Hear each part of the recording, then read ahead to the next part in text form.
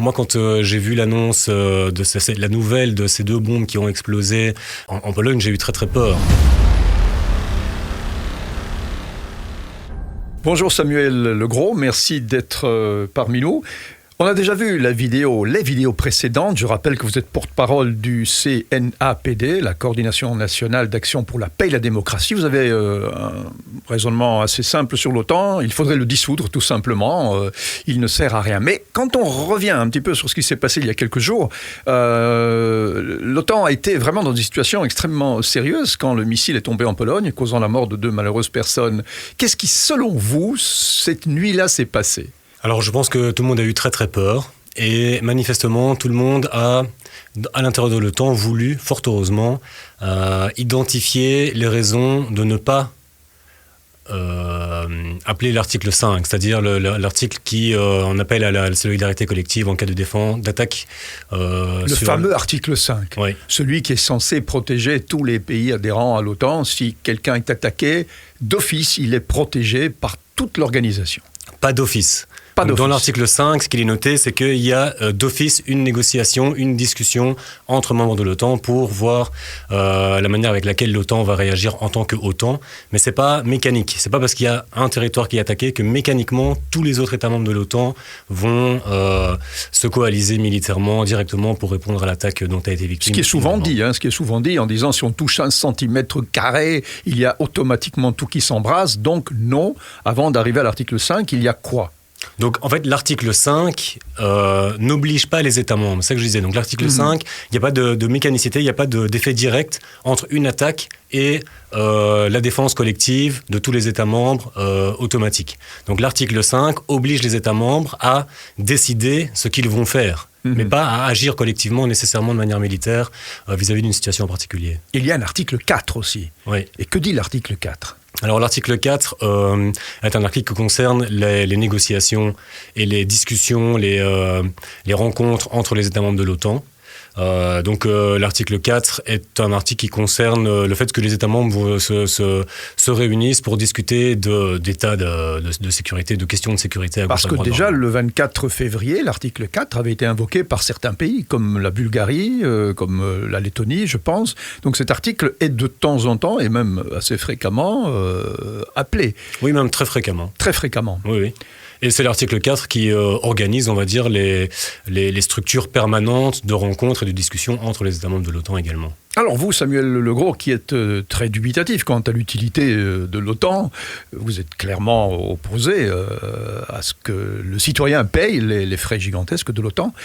Est-ce que l'OTAN n'a quand même pas bien réagi alors que si on part du principe que l'OTAN est un acteur de troubles et de guerre, elle aurait peut-être pu sauter sur l'occasion et embraser le conflit. Vous voulez dire par rapport à ce qui s'est passé en Pologne, oui. Oui.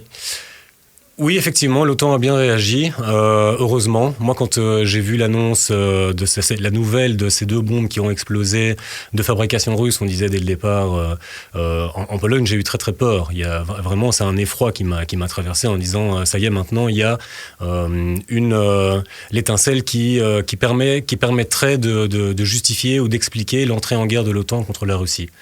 Et heureusement, ça ne s'est pas passé comme ça. Heureusement, les États membres de l'OTAN ont manifestement, comme je le disais, essayer directement de trouver les éléments qui leur permettraient de ne pas invoquer l'article 5 et de ne pas avoir à organiser une riposte militaire à ce qui s'était passé sur le territoire polonais. Est-ce que ce n'est pas rassurant ? Est-ce que justement cet événement ne montre pas que l'OTAN n'est pas une guerrière dans l'âme, mais plutôt une négociatrice ? Bon, si l'OTAN n'existait pas, on ne se poserait pas la question. Donc, si c'est la Pologne qui avait reçu ces deux bombes, comme elle les a effectivement, dont elle a été effectivement victime, mais sans l'existence de l'OTAN, la réponse aurait été tout autre et on ne serait pas là à se poser la question de savoir comment est-ce que l'OTAN aurait réagi. Ça, c'est la première réponse. Si l'OTAN n'existait pas, il n'y aurait pas de nécessité de justification de son existence. Là, on revient vraiment à la genèse d'une histoire qui est l'histoire de l'Europe. L'OTAN existe en réaction d'un bloc qui était quand même si l'OTAN est né historiquement après le bloc de l'Est. Le bloc de l'Est occupait déjà des territoires avant que l'OTAN n'existe. Bon, le bloc de l'Est occupait des territoires, ça, je ne sais pas. Il y a des États qui ont été dans le giron de l'URSS, des États qui étaient fantoches ou pas, autonomes ou pas, ça j'en sais rien, mais en tout cas, il n'y avait pas de territoire, me semble-t-il, qui était occupé par le bloc de l'Est.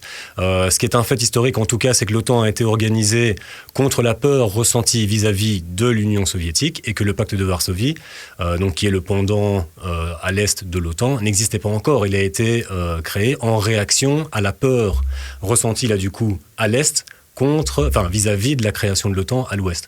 Donc c'est un peu le serpent qui se mord la queue et se poser la question de savoir de quoi l'OTAN est responsable. En tout cas, elle existe et le fait qu'elle existe nous fait nous poser certaines questions qu'on ne serait pas amené à se poser si l'OTAN n'existait pas.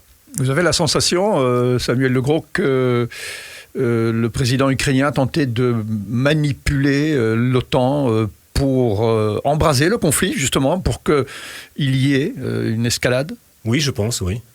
Et c'est dans son intérêt de le faire, c'est quelque chose qu'on peut comprendre. Il a, depuis le début, en fait, même en février, en mars, en avril, il répétait son envie que l'OTAN organise une zone d'exclusion aérienne au-dessus de l'Ukraine, comme des États membres de l'OTAN ont fait en Libye.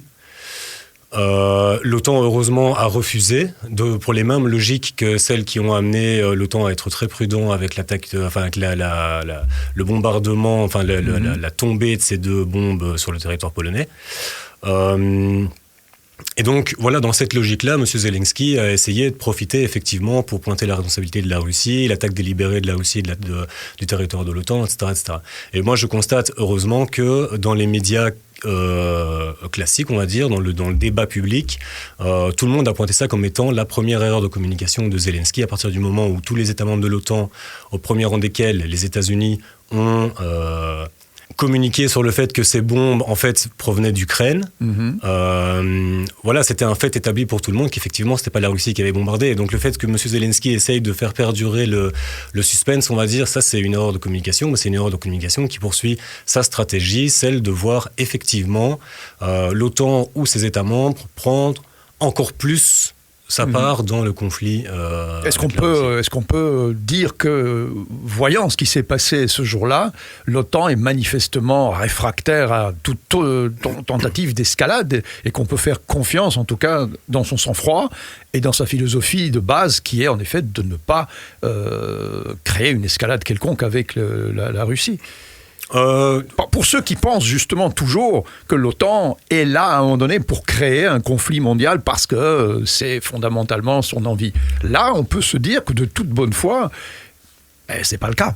Oui, bon, ça, c'est pas ce qu'on dit, hein, le fait que l'OTAN veut un conflit mondial. Ce qu'on dit, nous, c'est que la présence de l'OTAN, le fait même de son existence et le fait qu'elle s'approche toujours un petit peu plus des frontières de la Russie est une menace existentielle pour la Russie et explique les situations de tension permanente, de conflictualité qu'on vit avec la Russie depuis que l'OTAN est créée, en fait. Donc, la première partie de votre question, c'était de savoir si on peut maintenant assumer le fait que l'OTAN n'ait pas envie, ne soit pas... n'est pas une mentalité belliqueuse. Manifestement, la réaction de l'OTAN prouve qu'elle a plutôt tenté directement de désenclencher un processus dangereux pour tout le monde. Donc ce qui est manifeste, c'est que l'OTAN ne veut pas entrer en guerre directement avec la Russie. Ça, on peut l'observer et c'est heureux. Et je pense que tout le monde peut s'en réjouir, même si on a vu aussi dans l'opinion publique, notamment en Belgique et certainement ailleurs, des réactions de citoyens et de citoyennes qui, au moment où la Pologne a reçu ces deux bombes, en appelaient à une intervention effective de l'OTAN contre la Russie, ce qui est un scénario proprement apocalyptique. Et je suis heureux de voir que les États membres de l'OTAN ne veulent pas ça. Maintenant, de là à dire qu'ils ne sont pas pour l'escalade, je pense que ça allait un petit peu vite en besogne. Il faut savoir que depuis presque 9 mois maintenant de guerre, les États-Unis ont fourni pour 52 milliards de fournitures militaires à l'Ukraine. L'Union européenne, qui n'avait jamais fait ça de sa vie, envoyé des armes dans un conflit de son existence, je veux dire, a envoyé pour près de 30 milliards d'euros d'aide militaire à l'Ukraine. Donc ça, c'est aussi pour organiser l'escalade. Et donc, ce n'est pas aller jusqu'à l'affrontement militaire direct, et encore une fois, heureusement, mais cette participation militaire, ce soutien militaire massif, ce pourrissement de la situation et cette pression politique de la part des États membres de l'Union européenne et de l'OTAN en général pour que l'Ukraine n'envisage pas des pourparlers avec la Russie pour cesser les hostilités, ça, c'est de l'escalade, c'est la participation directe des membres de l'OTAN à la perpétuation de la guerre en Ukraine. Voilà, ça c'est en tout cas les positions du CNAPD. Elles sont claires, elles sont là, elles sont écrites noir sur blanc. Donc vous les défendez chaque fois, ce qui montre en effet que nous avons différents sons de cloche ici à SIS. Et je serai évidemment ravi de vous retrouver très vite. Quant à vos commentaires, on aime beaucoup les lire et ils sont les bienvenus. À très vite, Samuel Legros. Merci à vous. Merci d'avoir regardé cette vidéo. Abonnez-vous à la chaîne SIS Radio, lâchez votre pouce bleu, activez la clochette pour être notifié lors des prochaines vidéos et laissez-nous vos commentaires. On adore ça.